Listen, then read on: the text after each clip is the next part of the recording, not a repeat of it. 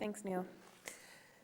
Our last presentation for this session is from Brendon Nelson. Brendon is the General Manager of Land Use Planning in the Queensland Reconstruction Authority. Prior to commencing this role, Brendon was the Executive Director for Planning Services in the Office of Growth Management Queensland in the former Department of Infrastructure and Planning. He was responsible for delivering on both regional and statutory planning for Queensland, planning reform implementation and delivery of Smart EDA, the state government's commitment to electronic development assessment. Brendon has been a private consultant, worked internationally and has held various planning positions in Queensland local governments during his 18 years in planning. Brendon holds a Bachelor of Environmental Science from Griffith University and Graduate Diploma of Urban and Regional Planning with distinction from QUT. Brendon is a corporate member and certified practicing planner with the Planning Institute of Australia. Thanks, Brendon.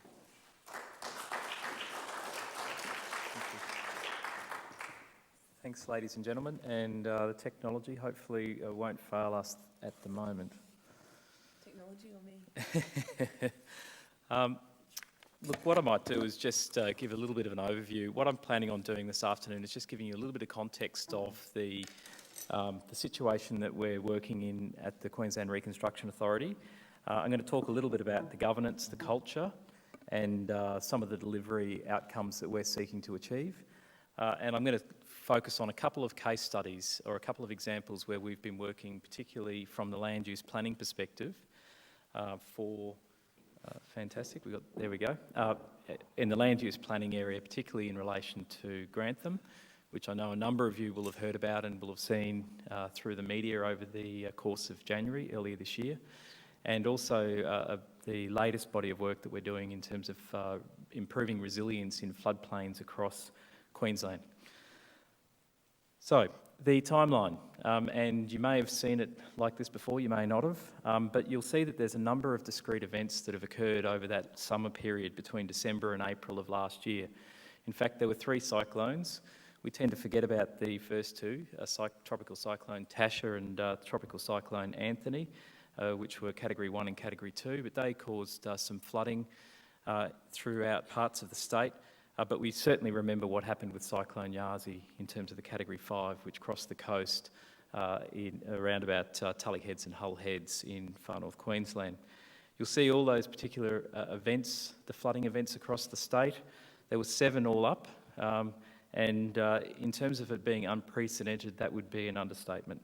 There were 210 towns, cities or suburbs across the state which were flood affected, and 13 rivers reached their peak all-time records, which might not sound like much, but it certainly is unprecedented in terms of what we have witnessed in the past.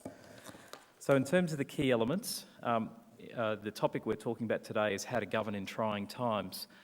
We were thrust upon this last year, and certainly nobody expected in the lead up to last summer that we'd be in the situation that we were in early January. And nobody expected necessarily where we would be today. It's been certainly a very big year. But I am going to be focusing on the governance of the Queensland Reconstruction Authority.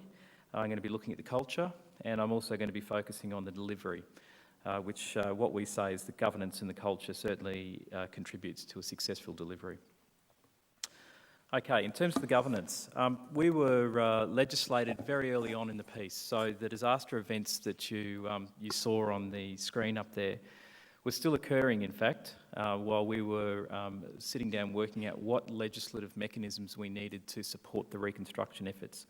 We knew what was happening and we knew it was big, and we didn't know precisely at the time when we were drafting the legislation what we would need, but we factored in a whole range of different elements, and I was fortunate enough to be involved in those discussions very early on, and I think we fairly much captured everything that we needed.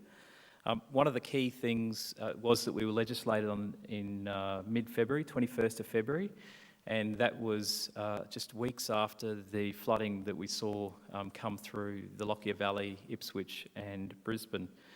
One of the key elements of our legislation is that we have a 2-year sunset clause.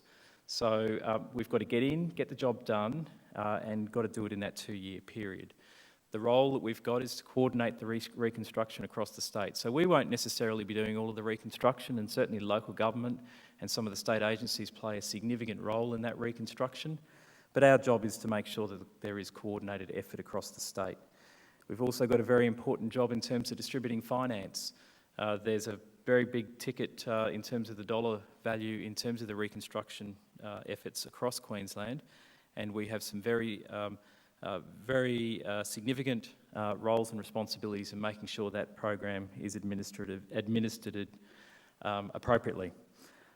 We have seen the interim findings from the Commission of Inquiry into Flooding, which came down a couple of months ago, but we know that there will be a final report which will be handed down in February of next year, and there will be a number of recommendations we expect that will come out of that particular document, and the authority, one of the roles and responsibilities of the authority will be to oversee some of the implementation of those, some of those recommendations.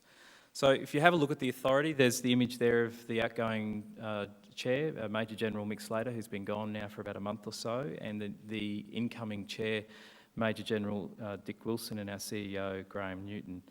A couple of things. Obviously, we need to make sure that we keep the wheels turning, but we've got a significant role in terms of slashing the red tape, and from the councils that we're working with, we take pride in being able to step in and remove layers of bureaucracy and getting on with the job. In terms of further governance, very early on there was a state plan which was developed, and it was unlike any other planning document I'd seen in my career, that's for sure. But the state plan was developed, and the Reconstruction Authority is actually an amalgam of a number of different staff from state agencies, but also from the Defence Force. And very early on, one of our senior officers from the Defence Force had the responsibility of developing the state plan. And it's actually a document which was modelled on a military campaign, and it was adapted to a civil scenario. And as a planner, I think that there is a lot to be learned from having a look at what the military do in the number of their campaigns. So that was during the period from January through to June.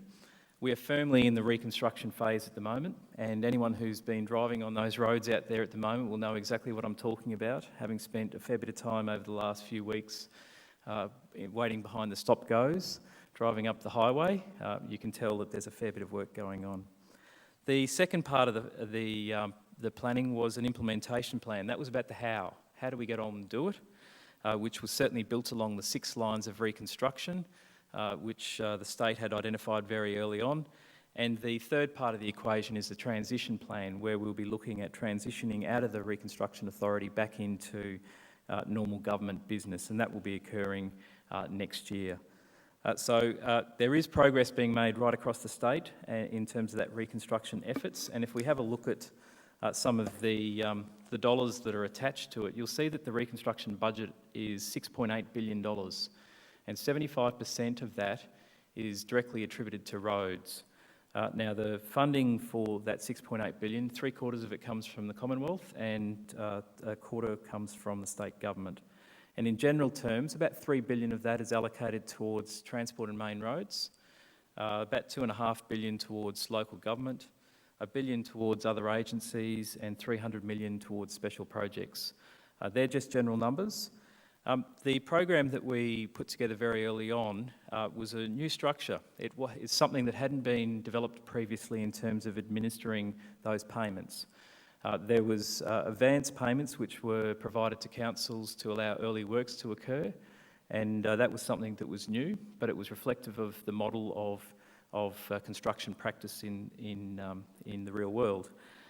The NDRRA, which is the funding program where this $6.8 billion is administered through, has a very strong focus on value for money. And there's a very large team which focuses on that quality assurance. It's a unique framework. It's been acknowledged by the World Bank as world's leading, and certainly it's something we're very proud of. Money is very tight, and we're not so naive to think that it won't be tight in the weeks and months ahead. But it's not a bottomless pit, and we've got to make sure that we do get value for money, and we've got to work within our means. In terms of the legislation, as I mentioned earlier, the legislation came in February, and it basically is set up has three main elements. The first main element deals with the governance of the authority itself, so the appointment of the CEO, the normal things you'd expect to find in any piece of legislation. The second part deals with the governance of the board, so the board and its members, And the third part, which probably is the bit that I like the most, it deals with the provisions relating to how we can get things done and how we can make it happen quicker. And so the sorts of things, the significant powers that it vests in the authority include declaring projects or reconstruction areas. We can compulsorily acquire land.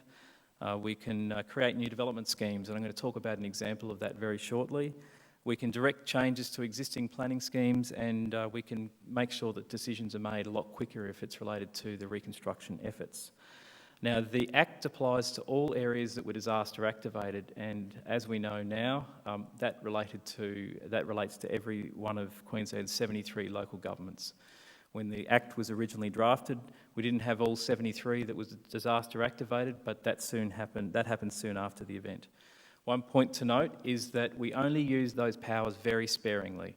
So in the event that there is an existing power within an existing piece of legislation, we use that first in every instance, and there's been several instances where we can demonstrate that over the course of the last year.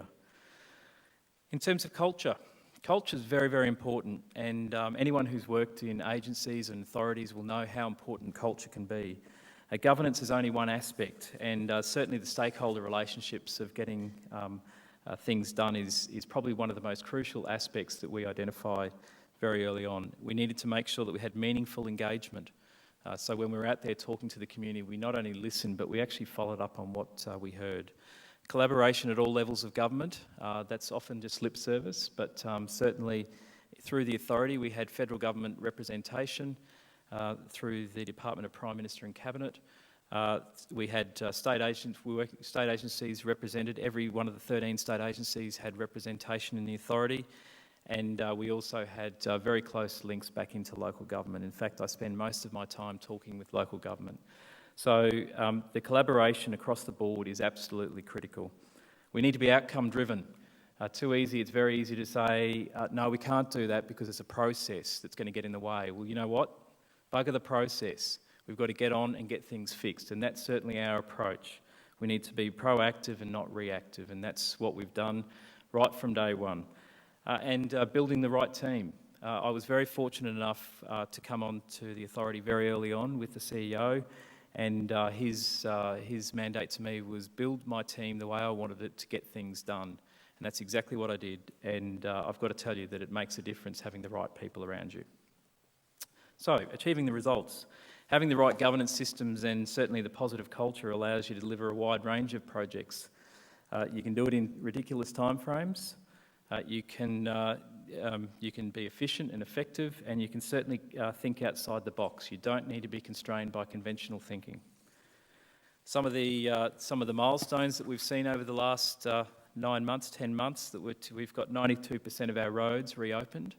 Now, that doesn't mean that they're all reconstructed at this point. What it means is they've been reopened, and there will be further works that may need to... they're trafficable at the moment. They may need to have further works done on them. 97% of our rail, all of our schools, all of our bridges, all of our water supply, and of the almost 500,000 buildings that had power outages, we've only got just under 400 left that don't have connections in place. So in terms of... there's a lot been done, but we've still got a lot to go. Now, this is a diagram which is available on our website, and it's quite unique because what it shows is the project pipe, that 6.8 billion going, and how is it being distributed. Well, what we can say at the moment is that we're keeping a track of that through our project control area, and we can tell you by region where the money's being spent, and we can tell you what's in the pipeline and what's actually in the market and how much is being completed. And at this point, we've completed about 470 million. We've got $1 billion which is in the market, and we've got $1 billion which is about to hit the market, and we can tell you that by region. So you can actually go onto our website and you can find this information out, and it's certainly very useful when you're looking at the supply and demand scenario. When you have 75% of the money being attributed towards roads, you need to make sure that there is sufficient resources to actually facilitate that reconstruction effort.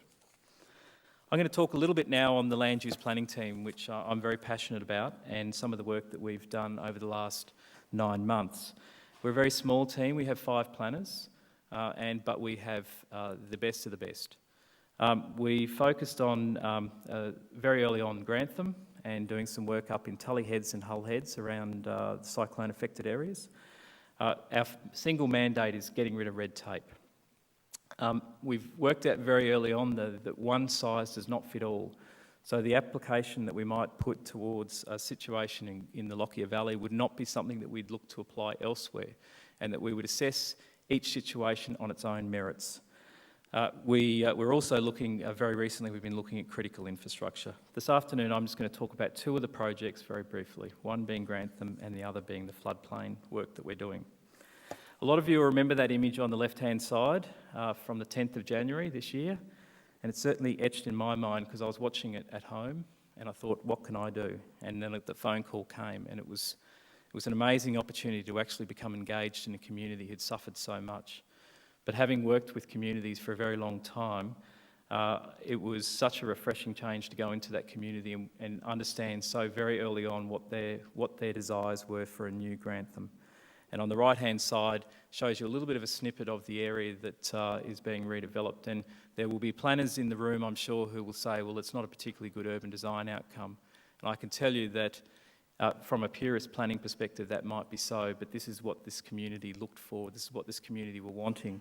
And I can tell you that from a community outcome perspective, it achieves every milestone. We started work with the community out there and the council in February, March, so it was soon after the event. And the council, just to give you a quick snippet, the council engaged in a process of master planning very early on, which was supported by the authority, and the council's commitment to the authority's commitment to the council was that we will facilitate whatever master plan that you develop with the community. So in April, after council underwent a very streamlined process of community consultation and engagement around a master plan, the first reconstruction area was declared. And that was on the 8th of April, and that was the very same day that the council, who had gone 2 weeks prior and purchased enough land to facilitate the development, had paid a 14-day, or put down a contract for 14-day unconditional cash contract to buy the land, which is highlighted on the right in that large yellow area. That was a commitment that council were prepared to make so soon after the event to support their community, and it was one that I've probably not seen happen in a council previously. In terms of incorporating the community's master plan, that was the reconstruction area, and overlaying it is the council's community plan, which they developed in 3 very intensive sessions with the community. We were there and we were observing this. There were 80 and 90 people at these sessions. It was teeming with rain, it was in the mud, and I've never seen a community actually engage so well and come up with a unified position with respect to what their vision was for their future. The authority's role then was to convert that community master plan into a regulatory document which could be realised. We did that, and we did it in less than 4 months. That included 2.5 months of consultation. That included many hours of working around the clock, ticking those boxes that needed to be done, making sure that we got every approval that needed to be sought, making sure that we were able to close roads that needed to be closed, the process which normally takes months, done in 4 days. So we're obviously very happy with the outcome in terms of cutting the red tape, but it's also Queensland's very first Queensland planning provision compliant planning instrument. There's a lot of plannings in that statement, aren't there? But it's the very first example of a document which embodies the principles which the government have been pushing through the new Sustainable Planning Act, and that's something we're equally as proud of, that we could not only do this in record time, but we could embody the government's new principles. We were able to deliver on a number of utilising existing provisions within the Sustainable Planning Act.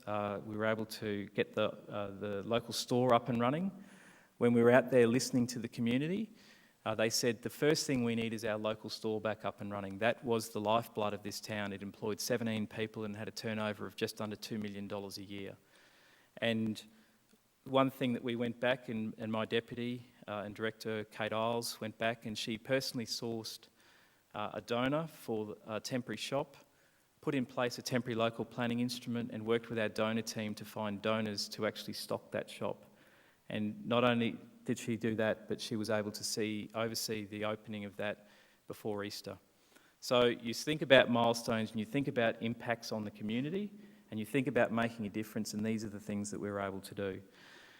Construction started on site in June on the new area, and we had a single objective of having people in their homes by Christmas. And that is something that still drives us today, making sure that we will have people in their homes by Christmas, and we will have people in their homes by Christmas.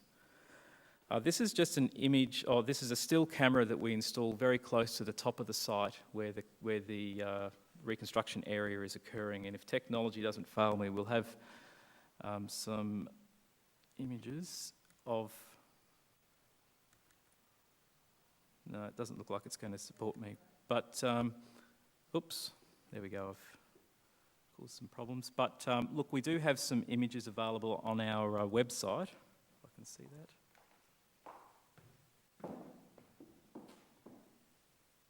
There we go. Here we go. You can see it here. So you can actually see we've got a still shot being taken every day, and that commenced in June. And you'll see some of the work that's occurring. Now, this isn't down towards the bottom where most of the work is occurring. This is up towards the top of the site. But it's great because it actually shows us, that the roads are going down, and very shortly we will start seeing houses going up on those blocks. About 80 residents have elected to participate in Council's land swap program, and I'm told that the first house is certainly well and truly underway at the moment. We negotiated with the Department of Transport and Main Roads to actually build a rail crossing to allow those people with homes in the area that were flood affected to relocate their homes over the rail crossing, and that's all happening as we speak.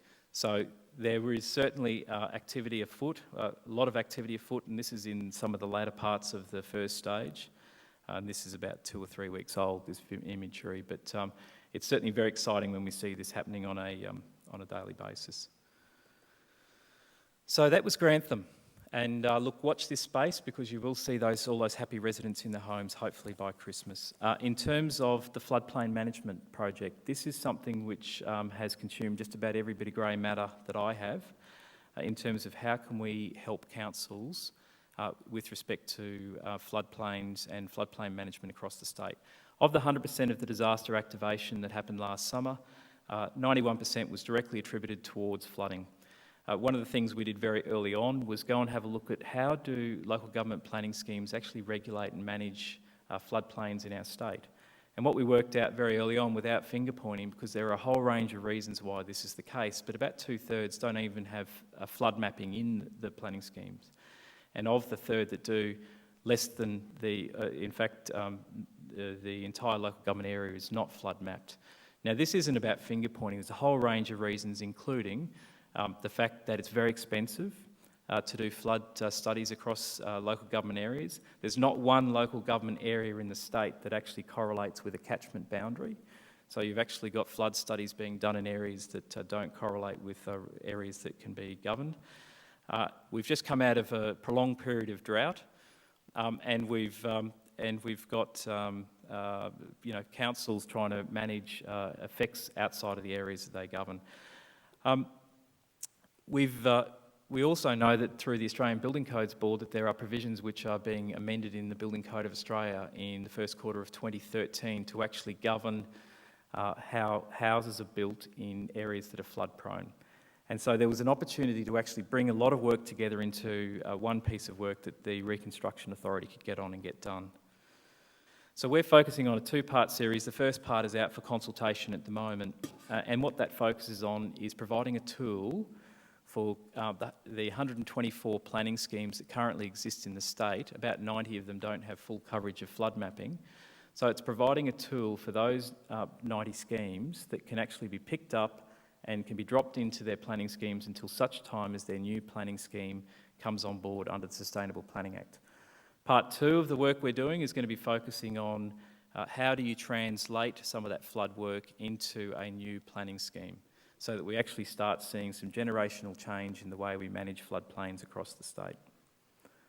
So the Toolkit was released on the 17th of September. It has 3 main parts. It has a guideline, it actually has mapping, and it has a model code, which we would like to see so we can develop some consistency. It will be a streamlined adoption process for councils, councils to drop them into their existing schemes, whether it be a code or whether it be an overlay, and the mapping will be provided on a sub-basin level for every sub-basin in the state. In Australia, we know there are 12 drainage divisions, and in terms of considering how this works, and parts of 5 of those are located in Queensland. We know that there are about 246 river basins in Australia, and there are 75 in Queensland, and at the sub-basin level, which is what we're mapping, there are 129. And we are mapping every single one of those 129 sub-basins at the moment. How are we doing the mapping? Because everyone wants to know. Well, it's no different to the way the state approached bushfire mapping more than a decade ago. And the bushfire mapping was made up of looking at vegetation, aspect and slope. What we're doing is we're going away and having a look at contours, we're looking at Landsat imagery, we're looking at gauging station data, we're looking at soils data, which tells you, the alluvial soils which have been deposited as a result of previous events.